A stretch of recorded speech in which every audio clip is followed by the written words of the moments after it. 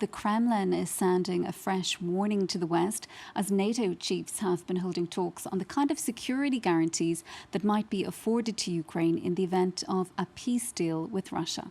Moscow says that any attempts to forge ahead with the plan without the Kremlin being at the table are a road to nowhere, highlighting the Russian demand for direct engagement.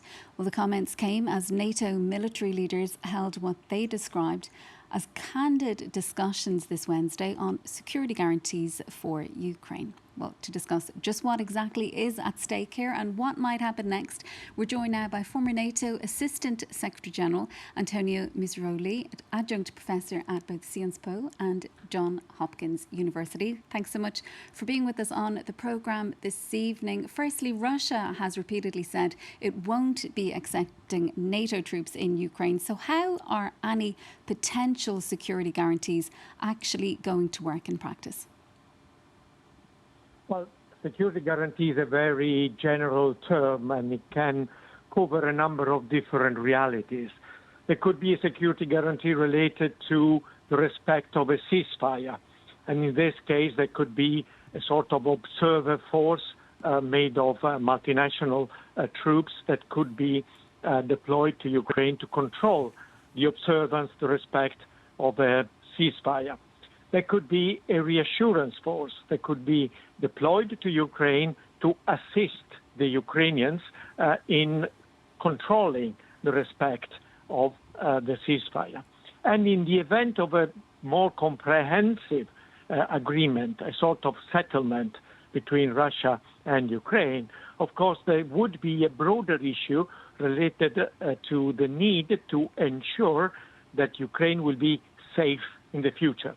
And this is probably the most significant one, that is how to guarantee that even a part of Ukraine that will come out of the war will be safe in the future from additional Russian aggression. President Trump has ruled out the possibility of taking Ukraine into NATO. So I think that military experts and political leaders are examining all the other possible options that could be put on the table in order to give Kiev the necessary guarantees in order to look to the future with more confidence. And Moscow, it's been saying that any attempts to resolve these security issues will go nowhere as long as it's not a participant to those talks. So what exactly is Russia going to agree to? Will it agree to anything? And should it even be allowed to have a say here? Well, Russia is trying to not have a peace agreement, but to have a sort of surrender on the part of Ukraine, because the conditions that it has put on the table, even before starting the aggression, but also more recently, are simply unacceptable. That would imply a net loss of territory. That would imply a sort of demilitarization of Ukraine, and Ukraine should not be part of any military alliance or even part of the European Union. It is quite clear that these conditions are unacceptable. And what Ukraine is trying to do, and it is being backed in particular by its European allies, is to set conditions whereby, yes, it may have to cede territory, at least in de facto, if not de jure, but in return for that it would have to have guarantees about its future and the fact that it can be able to defend itself and to respect the demarcation line that will be agreed. And how can Ukraine actually be assured that whatever is agreed, if something is agreed here, that it will amount to more than, a symbolic gesture? What would actually happen if Russia were to violate any potential deal, Antonio? Well, that indeed is part of what is being discussed right now. That is, even if it comes to a ceasefire, who would be assured that Russia would respect the ceasefire in the future, would probably try and move the demarcation line further into Ukrainian territories.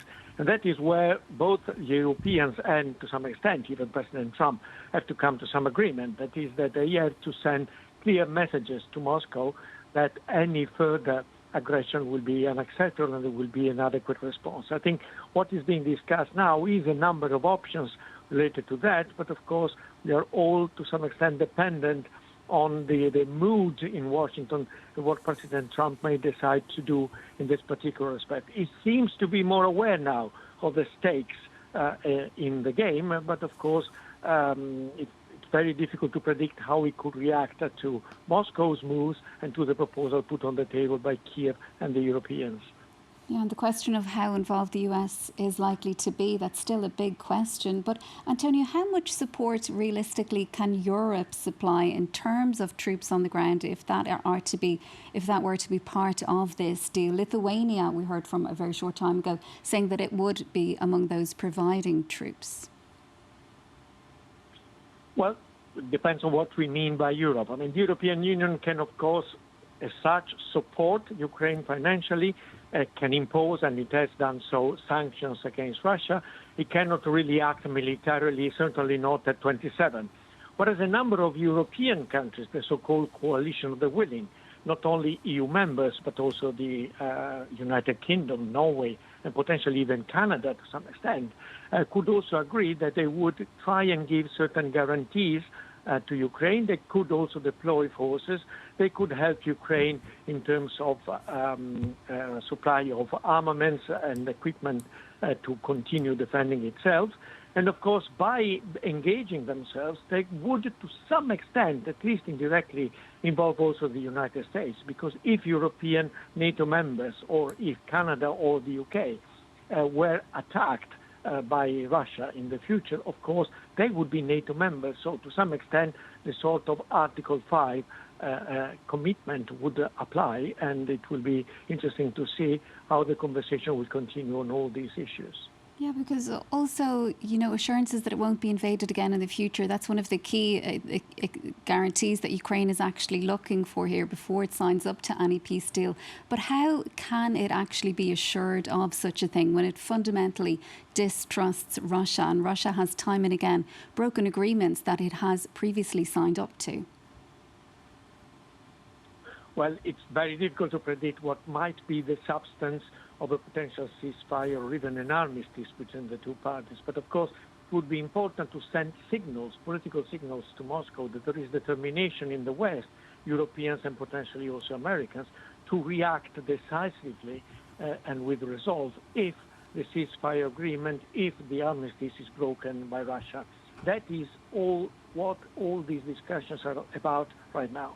Because even conceding territory is not going to be acceptable unless there is a substantial reassurance for Ukraine that there will be readiness to support it directly in the event of a return of the war.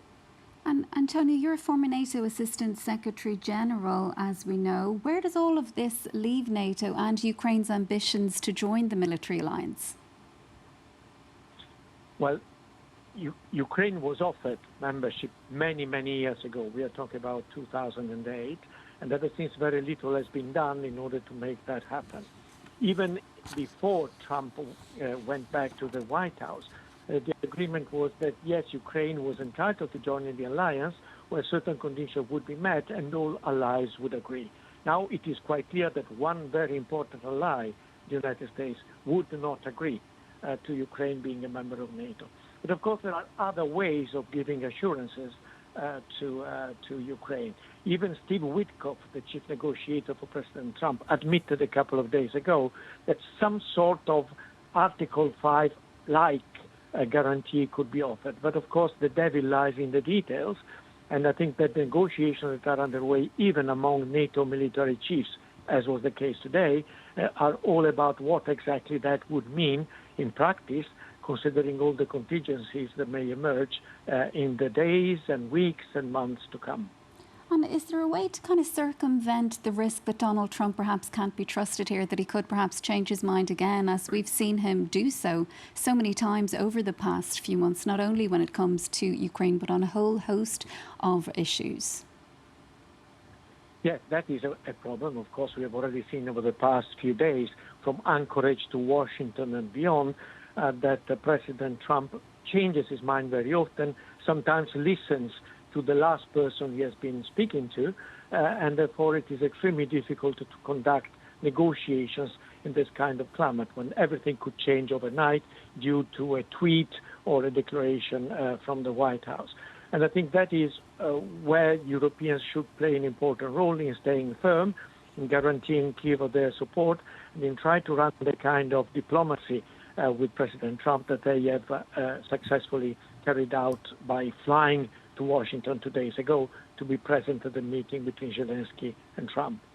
Antonio, we'll have to leave it there for now. Thanks so much for being with us, though, on the programme. That is Antonio Missiroli, Adjunct Professor at Sciences Po, and John Hopkins University, also former NATO Assistant Secretary General. Thank you.